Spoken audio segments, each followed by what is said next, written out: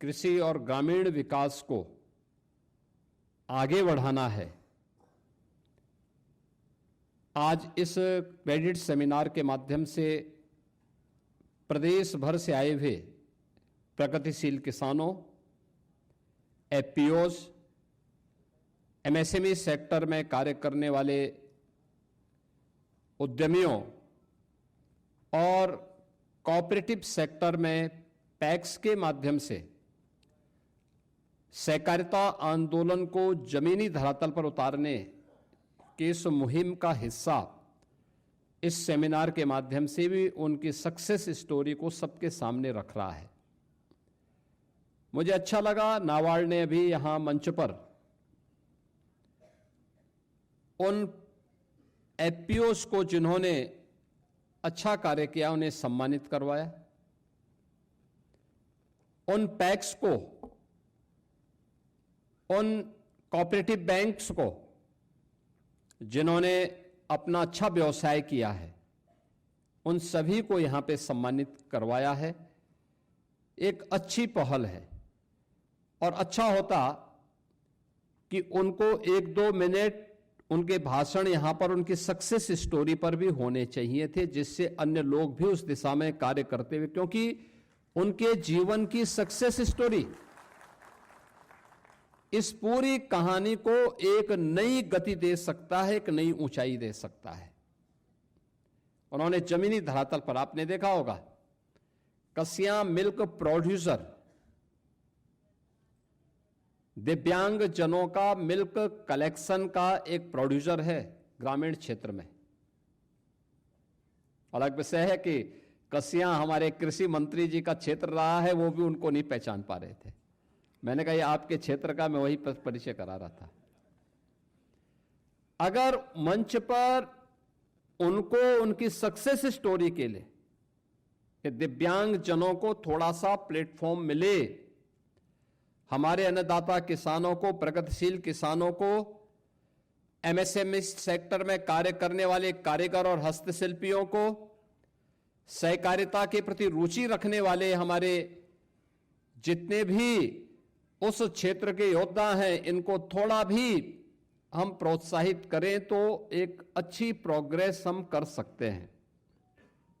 और उनकी success story आज यहां पे जब मुझे अपने दोनों वरिष्ठ साथियों, कृषि मंत्री जी के साथ में और वित्त मंत्री जी के साथ में उन्हें सम्मानित करने का अवसर प्राप्त हो रहा था, मैं उनसे ही पूछ रहा था कितना आपका टर्नओवर है, कितना आप कमा पाते हैं, और सभी का बहुत अच्छा, एक अच्छा कार्य उन लोगों ने किया है। हमें इस बारे में थोड़ा ध्यान रखना होगा कि सरकार की नीयत साफ है। आपने देखा होगा, अगर हम पूरे देश के परिप्रेक्ष्य में सोचते हैं, आज भारत दुनिया की तीसरी बड़ी अर्थव्यवस्था के रूप में अपने आप को स्थापित कर रहा है। पहली बार देश के अंदर आजादी के बाद कोऑपरेटिव एक मंत्रालय के रूप में कार्य कर रहा है। एफपीओज को हर एक स्तर पर प्रोत्साहन मिल रहा है। महिला स्वयंसेवी समूह को आपने अभी देखा होगा, इस बार के यूनियन बजट में लखपति दीदी को सी मार्ट के रूप में अब उनके ग्रामीण क्षेत्र में जो भी प्रोडक्ट उनके द्वारा वहां तैयार किया जाता है, उसको मार्केट से लिंक करने के लिए सी मार्ट की स्थापना की जाएगी। यह भी आज इस बार के यूनियन बजट में प्रधानमंत्री जी की प्रेरणा से केंद्रीय वित्त मंत्री जी ने घोषित किया है। अनेक प्रोत्साहन इस दिशा में प्रारंभ हुए हैं और परिणाम है कि थोड़ा सा गाइड और मार्गदर्शन प्राप्त हुआ तो ये सभी सेक्टर तेजी के साथ आगे बढ़ रहे हैं। और उसी का परिणाम है कि आज भारत दुनिया के अंदर तीसरी बड़ी अर्थव्यवस्था के रूप में अपने आप को स्थापित करने में सफल हुआ है। बहनों और भाइयों, यही प्रोग्रेस की स्थिति देश की सबसे बड़ी आबादी के राज्य का है। हमें याद करना होगा, यह प्रकृति और परमात्मा की विशेष अनुकंपा है कि जो नियम देश के अंदर, दुनिया के अंदर भारत पे लागू होते हैं, वही चीज भारत में यूपी पे लागू होते हैं। एकदम वही परिस्थितियां हैं, वही परिस्थितियां हैं। 17 के पहले यूपी की स्थिति क्या थी? कहां थे हम? न विकास था, न रोजगार था। प्रदेश के अंदर कोऑपरेटिव सेक्टर में वे लोग हावी थे जो जहां का सबसे बड़ा माफिया था वो उसमें हावी था। कोऑपरेटिव सेक्टर चौपट। 16 जिला सहकारी बैंक, रिजर्व बैंक ने उन्हें डिफाल्टर घोषित कर दिया था और बंदी का आदेश कर दिया था। और आज ये 16 में से 15 प्रॉफिट में आ गए हैं, 16वें को भी प्रॉफिट में लाया जा रहा है। पैक्स की संख्या बढ़ी है, हमने उनके टर्नओवर को बढ़ाया है, उनकी क्रेडिट की सीमा को बढ़ाया है और खाद वितरण के कार्य के लिए सहकारिता विभाग ने थोड़ा मैन पावर की शॉर्टेज की है, लेकिन उसको पूरा भर देते तो देश के अंदर सबसे अच्छा फर्टिलाइजर वितरण का काम उत्तर प्रदेश के अंदर हुआ है और होता है। कृषि और सहकारिता मिलकर के उस कार्य को कैसे आगे बढ़ाए, थोड़ा सा प्रयास हुआ, आज वही सहकारिता फिर से एक नए आंदोलन अभियान के रूप में आगे बढ़ चुका है।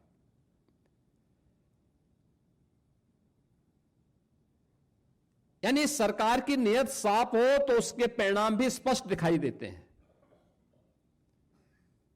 एमएसएमई सेक्टर की क्या स्थिति थी?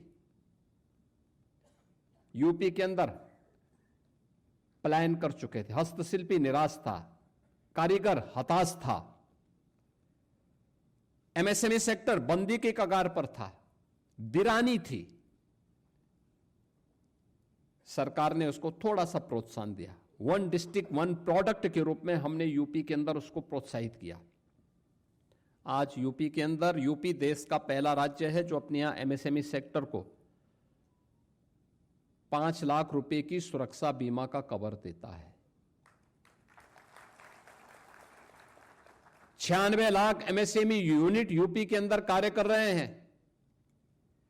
3 करोड़ परिवार आजीविका के लिए इसी सेक्टर पर निर्भर कर रहा है, क्योंकि यह तब संभव हो पाया जब सरकार ने उसकी ब्रांडिंग की 1 डिस्ट्रिक्ट 1 प्रोडक्ट के रूप में, उसको टेक्नोलॉजी के साथ जोड़ा, उसकी ब्रांडिंग की, मार्केट से जोड़ा, पैकेजिंग के साथ जोड़ा, डिजाइनिंग के साथ जोड़ा। आज परिणाम है हम सबके सामने। इस एक्सपोर्ट के बाद हमारे वित्त मंत्री भी कर रहे थे, कुल 84,000 करोड़ का यहां से यूपी के अंदर कुल एक्सपोर्ट होता था। आज इसकी संख्या बढ़ करके 1,86,000 करोड़ का हो चुका है। पूरे देश के अंदर ये अपने आप में एक ब्रांड बन चुका है। आदरणीय प्रधानमंत्री जी दुनिया के अंदर जाते हैं तो एमएसएमई से जुड़े हुए, 1 डिस्ट्रिक्ट 1 प्रोडक्ट से जुड़े हुए किसी प्रोडक्ट को ही दुनिया के राष्ट्राध्यक्षों को गिफ्ट के रूप में देते हैं। बहनों और भाइयों,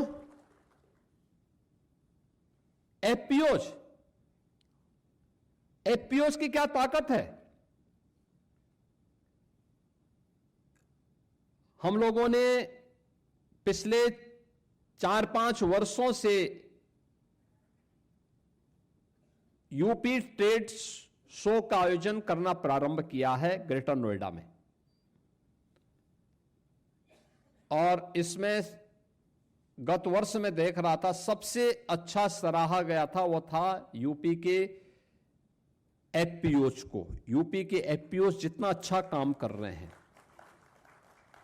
अभी मैं बाहर भी प्रदर्शनी लगी हुई थी वो देख रहा था। यानी हर एक सेक्टर में कुछ ना कुछ नया हुआ है, चाहे वह महिला स्वयंसेवी समूह हो, एफपीओज हो, एमएसएमई सेक्टर हो या कोऑपरेटिव का सेक्टर। हर एक सेक्टर की जो संभावनाएं थी उन संभावनाओं को आज एक नई उड़ान मिली है। और हमारा मानना है, अभी मैंने पिछले दिनों स्टेट लेवल बैंकर्स कमेटी की बैठक भी की थी, आज से 8-9 वर्ष पहले यूपी के अंदर जो हमारा क्रेडिट डेबिट रेशियो था, सीडी रेशियो था, यह मात्र 43% था। आज ये बढ़ करके 61% हुआ है और मैंने टारगेट दिया है कि इसको हर हाल में इस वित्तीय वर्ष यानी 31 मार्च तक 62% पहुंचाना है और 26-27 वित्तीय वर्ष के लिए इसका टारगेट 65% का भी दे दिया कि 65% तक इसको लेके जाना है। मैंने 2025 में जब एसएलबीसी की बैठक की थी तब यह 56% था और उस समय जब मैं देख रहा था तो उस समय हमारे 7 जनपद ऐसे थे जहां पे 40% का सीडी रेशियो था। उनमें प्रयागराज भी था, अयोध्या भी था। और मुझे बताते हुए प्रसन्नता है कि प्रयागराज और अयोध्या 40% से ऊपर में आ चुका है। एस्पिरेशनल डिस्ट्रिक्ट हमारे अब 40% से ऊपर आ चुके हैं। केवल 3-4 जनपद हैं जो 40% से नीचे हैं, उसमें भी हम तेजी के साथ कार्य करने जा रहे हैं। और मैंने बैंकर्स से इस बारे में अपील की थी कि वे थोड़ा शर्तों को रिलैक्स करें, सपोर्ट करें, एक पॉजिटिव भाव आना चाहिए। लेकिन ये तभी हो पाएगा। सेमिनार का मतलब अच्छा है, उद्घाटन सत्र आपने किया, छोटे छोटे समूह बनाकर ट्रेनिंग दीजिए एफपीओज को, किस सेक्टर में वो काम करना चाहता है, मास्टर ट्रेनर तैयार करके उनको ट्रेनिंग और फिर बैंक से उसका लिंक कर दिया जाए। लोन कम करें, हमने किया है उत्तर प्रदेश के हमारे लघु और सीमांत किसानों के लिए। सहकारिता के फील्ड में जब उनको लोन दिया जाता था 11% उनसे इंटरेस्ट लिया जाता था। बैंक उनका घाटे पे था क्योंकि या पैसा उनका डूबता था।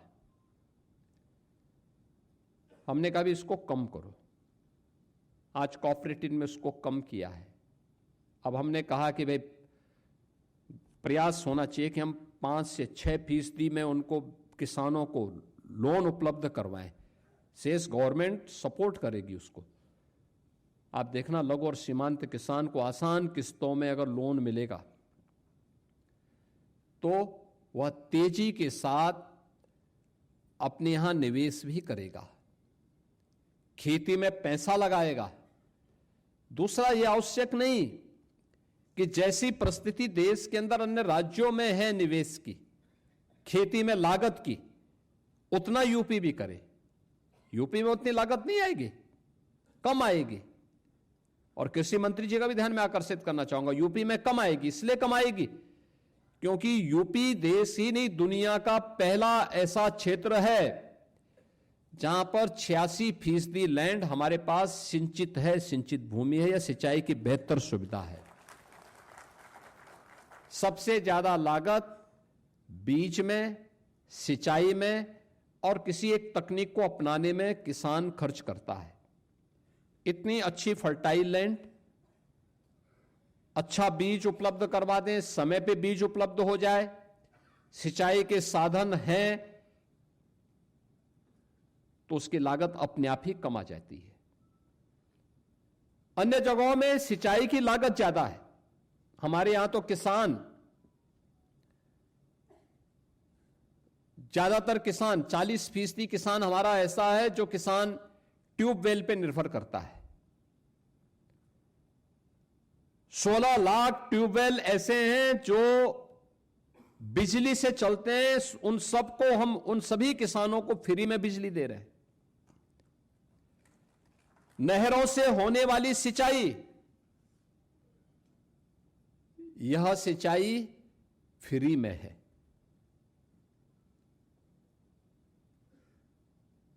यानी हम ज्यादातर फ्री में देते हैं और इसके साथ ही लगभग 1 लाख किसानों को सोलर पैनल भी दे रखे हैं। मैंने वित्त मंत्री से कहा है कि भाई प्रयास करना चाहिए कि हम इन सभी किसानों को जो ट्यूबवेल से सिंचाई करते हैं इनको अगर सोलर पैनल दे दें और सोलर पैनल के माध्यम से कोई एक अच्छी व्यवस्था आगे बढ़ा दें तो उनको भी आसान होगा और गवर्नमेंट को भी आसानी होगी।